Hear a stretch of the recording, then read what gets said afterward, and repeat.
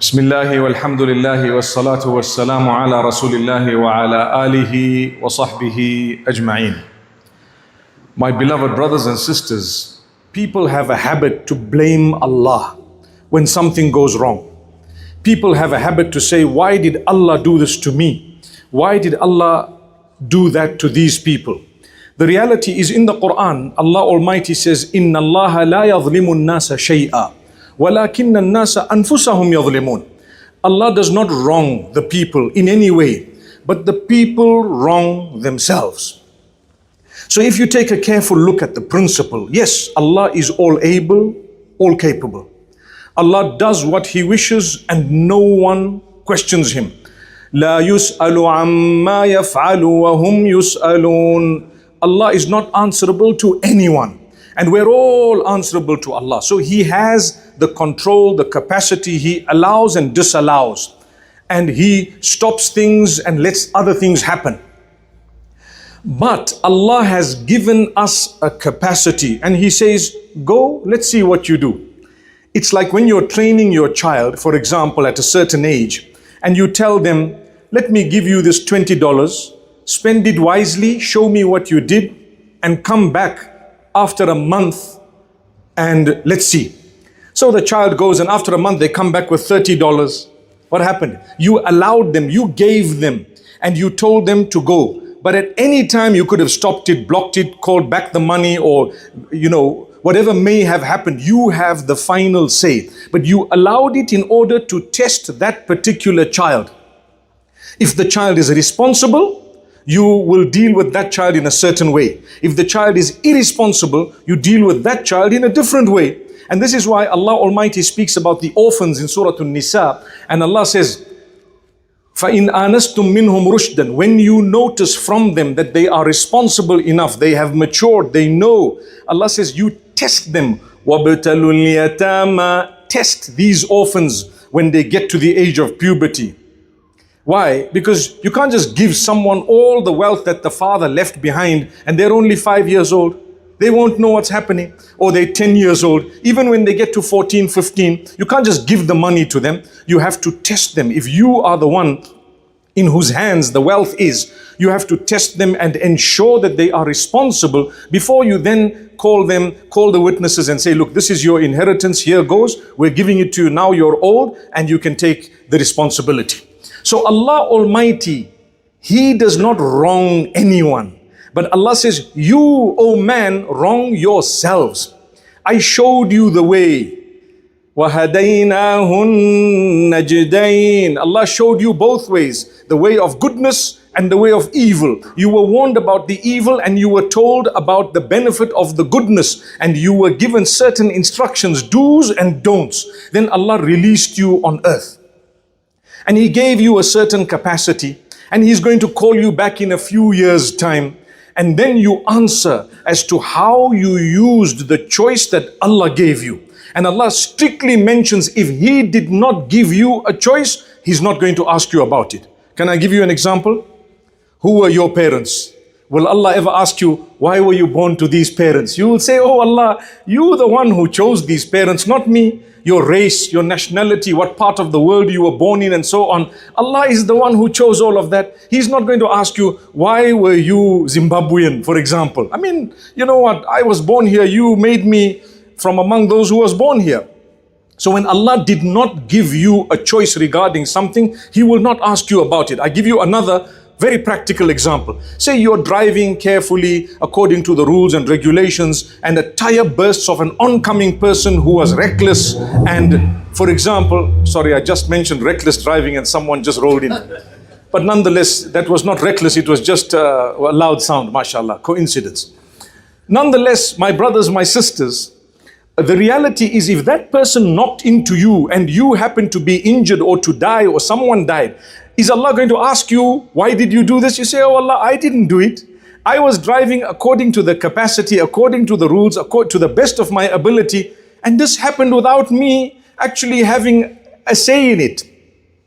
So Allah doesn't ask you, but Allah will ask the other party, Why were you reckless? Why were you doing this and why were you doing that? Subhanallah. Because if you were irresponsible, you have to answer to Allah. But if you were doing your thing according to what Allah wanted, you have nothing to worry about, and inshallah things are going good.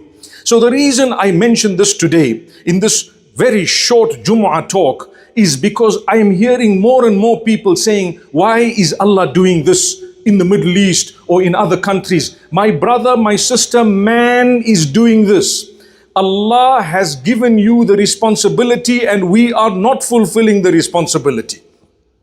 When one person steals, you can't come and say Allah stole. Allah did not do that. The thug is the one who stole. When one person commits murder, or when one person goes and occupy the land, it's not Allah who did that.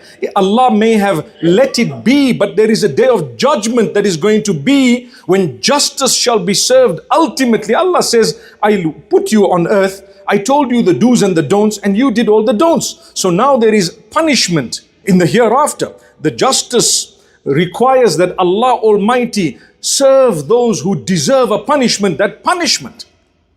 But if the sin is committed between you and Allah, someone has a weakness, they committed adultery, or they drank alcohol, or for example, they might have gambled something, that's between them and Allah. Allah might choose to forgive them, maybe, if they have sought forgiveness or through Allah's mercy. But when you wrong another person, guess what? You are at the mercy of Allah indeed, but also that particular person.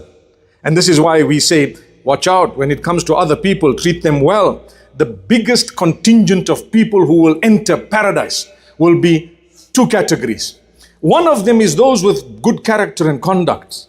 Did you ever know that? People will enter good character and conduct. The Prophet, peace be upon him, says, those who will be with me on the day of judgment and in the hereafter will be those who had the best of character and conduct. Develop your character. Watch how you talk to people. Wallahi, my brothers, my sisters, this tongue determines who you are in many cases. It determines how you talk to people. Be careful. We know we are rough, we are human, we are strong sometimes, male, we are adolescent, the teenagers, they feel like they are on top of the world, you know. No one can tell me anything, I can pump that guy and this guy. That's how the youngsters look at it today. I can do this to this one. Relax, chill. You want a place in Jannah? Control yourself. Everyone is human. Learn to respect everyone. These are all the worshippers of Allah. They perhaps might be more loved unto Allah than you. And don't ever blame Allah for something that happens. No, we don't blame Allah. To the degree that if a death happens or a loss happens without us having played a role in it, Allah teaches us, still don't blame Allah. You got to say, Inna lillahi wa inna ilayhi raji'un. We all belong to Allah. We're going to go back to Allah. If someone passed away from your loved ones, guess what? It's a temporary separation. Soon you're going to join them. Just make sure you do good deeds as well. And inshallah you go to Allah and try, for example, make dua for them. Seek the forgiveness of Allah for them. And Allah will gather you soon. Don't worry. Yes, you might miss them. You're a human. We will cry sometimes. But don't let it get to the point of depression where you begin to question Allah. Start preparing for the day that you are going to return to Allah. And how do you do that? You do that by trying your best and having hope in Allah. That's how you do it. How do I try my best? I'm going to fulfill my salah. I'm going to do my good deeds to the best of my ability. My weaknesses, I will seek forgiveness from them, and I will keep trying to eradicate them for the sake of Allah. Keep seeking forgiveness from Allah, and I have hope in Allah. I know my Lord. What do I know about my Lord? He is the only one who is in absolute control of everything. You want something? Allah. You want Jannah? Allah.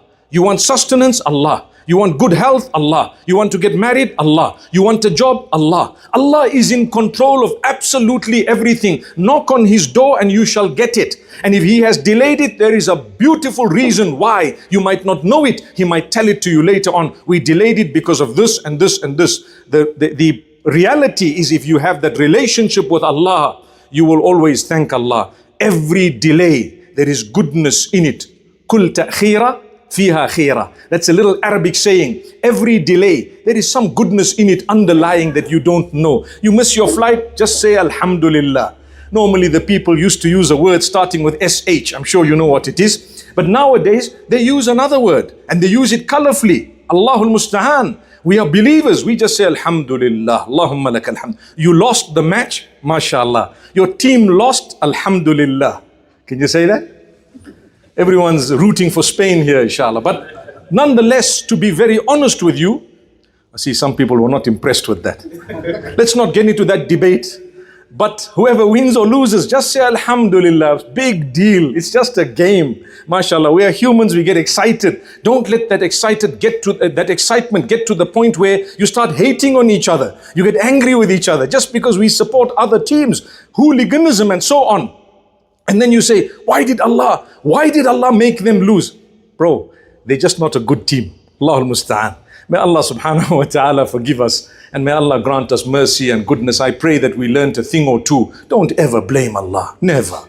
Take it in your stride. Whatever happens, no negativity happens to a believer. عَجَبًا لِأَمْرِ الْمُؤْمِنِ فَإِنَّ أَمْرَهُ كُلَّهُ لَهُ خَيْرٌ.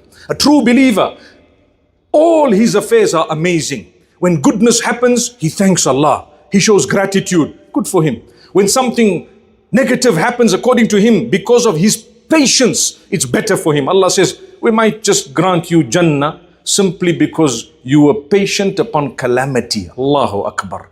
Allahu Akbar. Innama yuwaffa as-sabiruna ajrahum bighayri hisab. Those who bear patience, Allah has kept a reward unlimited for them. He knows your struggles. May Allah make it easy for all of us. And may Allah Almighty open our doors. And may Allah Almighty grant us the goodness of this world and the next. And may we be people who connect with Allah and build a beautiful relationship with Allah. Continue doing good. Continue staying away from bad. Continue seeking the forgiveness of Allah. And continue having hope in Allah until the day you breathe your last and you return to Allah. Insha'Allah, resurrected ma'an nabiyyin was siddiqeen was shuhada'i was salihin. With the prophets, with the pious, with those who are martyrs, with those who are friends of Allah. Inshallah, we be there. أقول قولي هذا وصلى الله وسلم على نبينا محمد.